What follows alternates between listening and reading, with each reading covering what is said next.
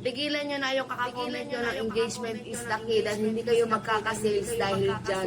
Sa totoo lang, nakakapag-proper engage naman na talaga kayo, no? Once dumaan sa inyo yung video, tapos nagustuhan nyo yung video na yun, tinapos nyo, syempre napakomment ka, tapos sinama pa sa friend mo, yun, proper engage na yun. Kesa mag-comment kayo ng engagement is the key, mag-power posting kayo, dyan pa, baka maniwala ka.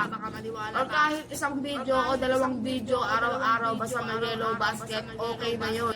Huwag niyong ubusin yung oras nyo sa kaka-comment ng engagement is the key kasi hindi kayo kikita dyan. Mag-post kayo everyday ng may yellow basket.